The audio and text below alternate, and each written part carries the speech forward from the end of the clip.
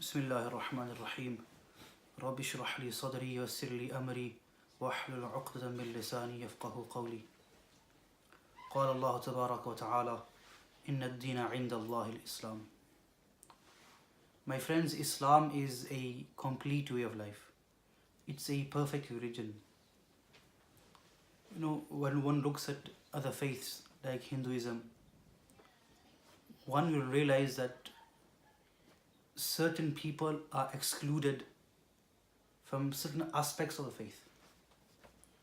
There are some religions in the world where certain followers are not allowed to read the Holy Scripture. Within Hinduism and other faiths, certain people from their religion are not allowed, based on caste system, based on education.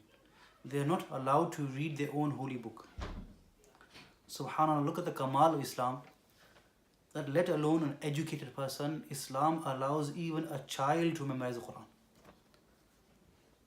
My ustad would say that same child, he's 7 years old.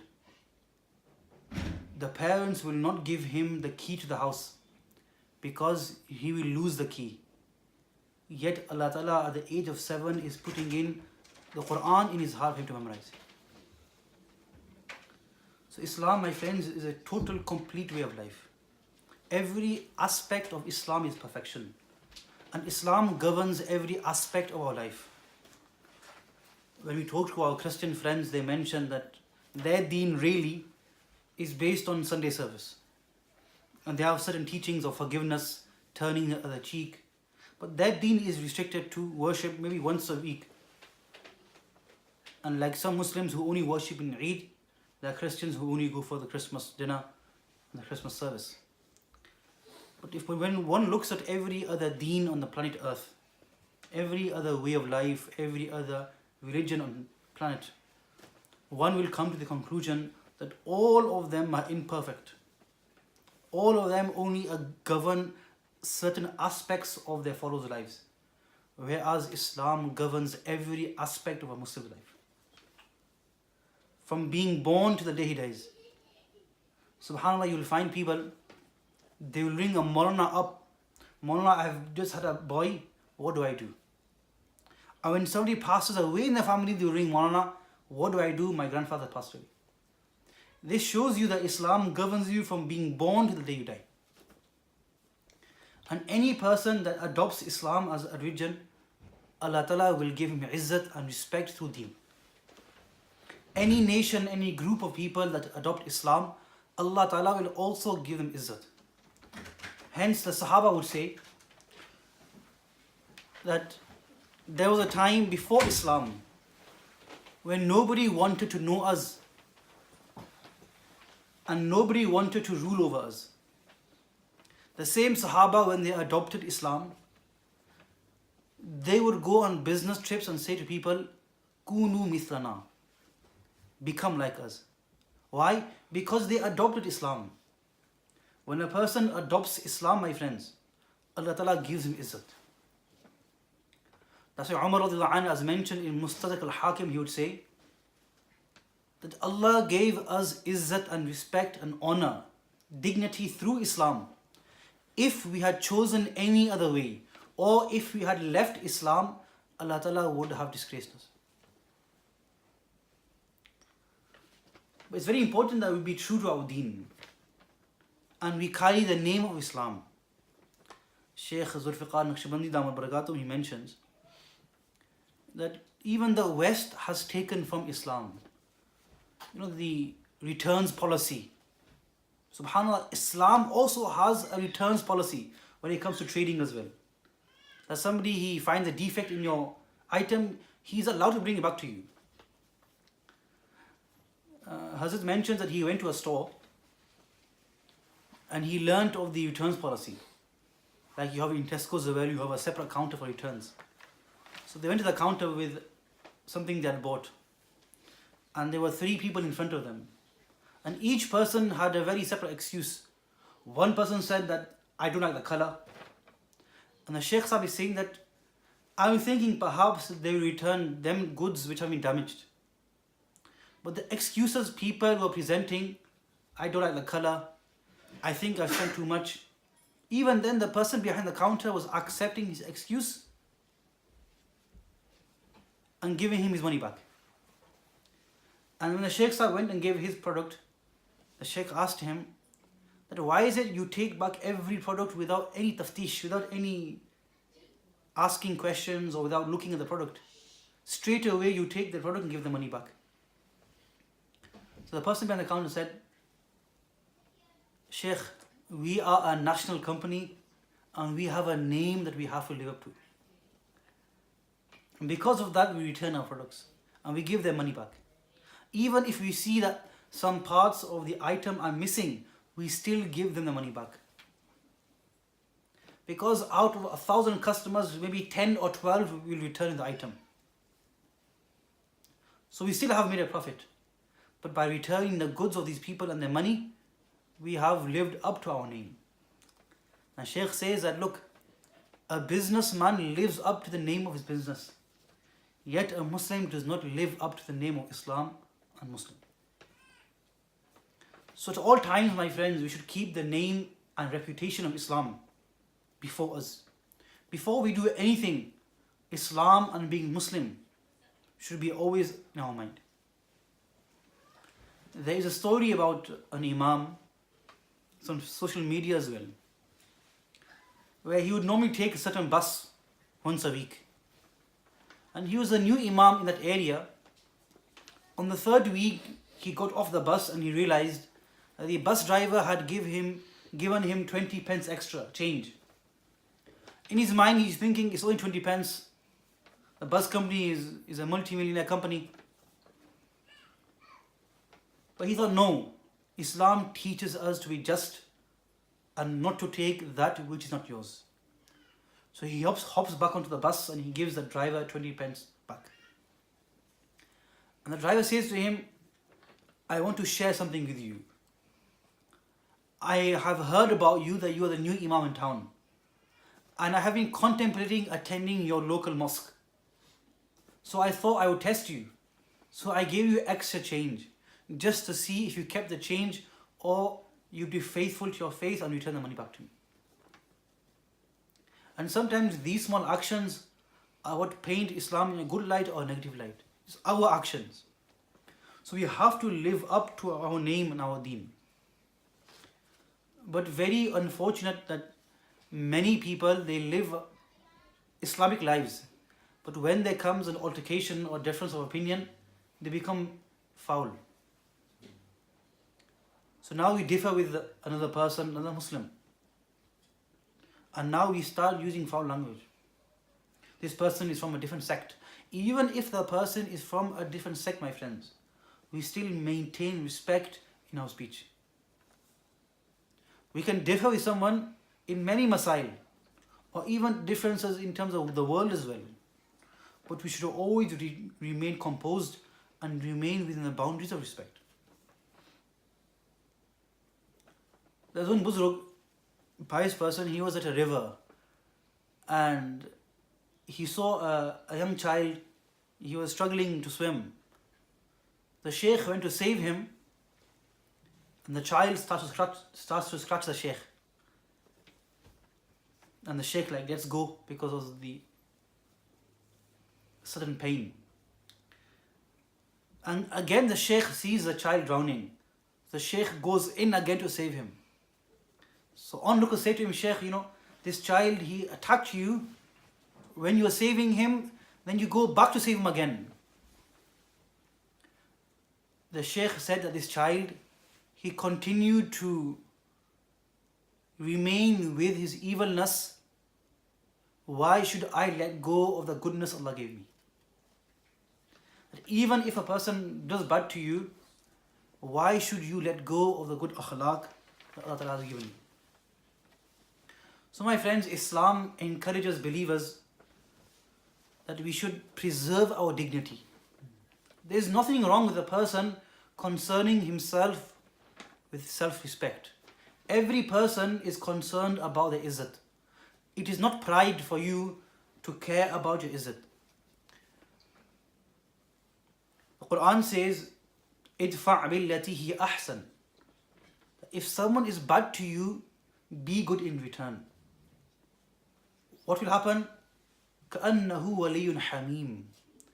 If you are good to an evil person, it is very likely that person, his heart will soften towards you and he will become a very close friend. Really, if we were to try and ponder, none of us would have ever come to this conclusion. Even if we spent 10 years thinking about this issue, we could not have come to this conclusion. It is only because of the words of Allah Ta'ala we realize that if a person is an enemy to us but we are good to him, his heart will soften and he'll become our friend. Imam Shafi rahmatullah alayhi, he once went to the barbers and his clothes were very simple.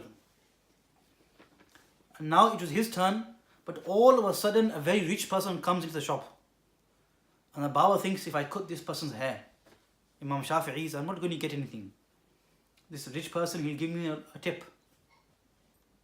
So he says to the rich person, you come sit in the chair. This was wrong because it was the turn of Imam Shafi'i rahmatullah alayhi. Imam Shafi'i says to his khadim that, do you have any money of mine on you? He said, yes, Imam Sahib, I have 300 dinar. You could say 300 pound. Give all the money to him. Imam Shafi'i rahmatullah gave all his money to the barber. He said, you have done wrong to me on the basis of money. Here, take the money. Imam Bukhari rahmatullah was once on a ship. He had 6,000 dinar. 6,000 pound. He got talking to a person on the ship and he told the person, look, I'm traveling to so and so place and I have 6,000 pound in savings in my wallet. And he showed him his wallet as well. Half an hour later, that same person is crying, oh no, my 6,000 pound has been stolen. And people ask him, like, what does your bag look like, your wallet look like? So he describes the wallet of Imam Bukhari.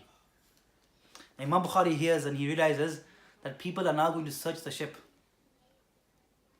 So everybody in the ship is searched. They search Imam Bukhari and there's nothing on him. And the person thinks, hey, Imam Bukhari showed me the 6,000 pound. Where's it gone? So after the journey finished, the person came running behind Imam Bukhari. He said, Imam Bukhari, I asked your forgiveness. I put you in a very difficult position. I lied about you. I lied. But I asked you a question, look, you had 6,000 pound, where's it gone? Imam Bukhari said, look, when I heard the call that we are looking for a stolen 6,000 pound, and you described the money I had, I realized if they found the money on me, I would be called a stealer. So quietly, I threw the money away in the sea. Subhanallah. The guy said, Imam Bukhari, why would you throw away 6,000 pound in the sea? And Imam Bukhari said, look, what did he say? He said that if they found the 6,000 pound on me, my own money, but because you claimed it was yours and you described it as yours, and they found it on me, they would have classed me as a stealer. From that day onwards, who would have taken hadith from me? Subhanallah. He was so concerned about the preservation of deen. He was not concerned about himself, but he was concerned that if I get badnaam, then who is going to preserve deen tomorrow? In the time of Aurangzeb rahmatullah, great king of India, there was a person, a beggar. And it was the job of the king that he would give money to people. People would beg and he'd give them money. This beggar, he was clever. So every day he would wear new clothes and different look. One day he'd come in disheveled hair. One day with a wig on, one day with a mustache on. And the guards would let him in because they thought it was a new person. But Aurangzeb rahmatullah would straight away realize that this person is a fraudster. He's changing clothes every day. So Aurangzeb said to him that, look, I'm not going to give you any money unless you do something spectacular. So what he did, he went to the outskirts of the city. He bought a tent and he started living in the tent. He grew long hair, grew a beard. Now people, they thought he was a peer now, a pious person, bichara, he lives in the jungle, he's got a beard, Babaji, you know. So people started to come to him for dua. The Sheikh Sahib, please make dua for us. And people started asking him for dua and were giving him money. But he thought, look, I have to build my name. So he started to reject the money. He said, look, I'll make dua for you, but I don't want money. So now he became more popular amongst the people. People start to say that there's a pious person here. He gives us du'as, but he does not take any money. And my friends, this is not always a sign of a pious person. If a person takes money, it does not mean he's not pious. This is also, you have to correct the understanding as well. But a time comes the king hears about him. Because the king was a lover of ulama and pious people. The king comes to meet him. And the king had a habit, whenever he would meet pious people, he would have huge sacks of gold to give them. So this pious person, this fake pious person, he talks to the king of the time and he gives him dua. And the king says to him, here, Sheikh Sahib, here's money. And the Sheikh says, no, I don't want your money. The king says, subhanAllah, this person is definitely a pious person. He's refused my money. The next day, this beggar, he shaves off his beard and he goes into the court of the king. And he says, King, you owe me money. He said, why? He said, the same pious person you went to yesterday, I was that person. I fooled you. So the king said, indeed, you have done something spectacular. Here is 10 dinar, 10 pound. So the pious person said, Sheikh, King Sahib, you know, yesterday when you came to my tent, you offered me 100 dinar. And today you offer me 10? I deserve more. The king said that when I offered you 100 dinar, why did you not take it yesterday? So the beggar said, King Sahib, you know, yesterday when you offered me the money, my heart felt inclined towards taking the money. So why didn't you? The beggar said, O king, in my heart I thought, if I take the money from you, then because of me, all pious people will become badnaam. So I did large and I took into consideration the other pious people. That because of me, I did not want them to become badnaam. So I refused your money. Another story in the time of when the British ruled India, Sheikh Zulfikar Sahib says that there was an officer who came to see in the masjid. And a beggar came to him and asked him for money. So he pulled out a large amount of money. Not realizing, because he was busy with another person, he walked into the masjid and he dropped his wallet. So the beggar goes and picks it up. And he thinks, okay, when he comes outside, I'll give him his wallet back. But the officer doesn't return. He leaves from another exit. 1 year later, the officer comes again, the Gora. And the beggar says to him, wait here, I'm going to give you something. So the guy thinks, what is he going to give me? He's a beggar, what can he give me? The beggar comes back with his wallet from 1 year ago. And the officer of the British Army says to him, this money you had of mine, this wallet of mine, you've had it for over 1 year. The amount of money in there could have lasted you a lifetime. Why did you preserve my wallet for me? And the beggar said, I'm a beggar, but I'm not a thief.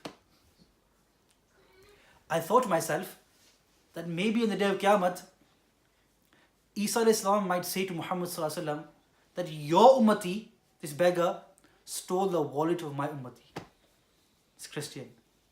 And because of that, the Messenger of Allah alayhi salam would have been ashamed.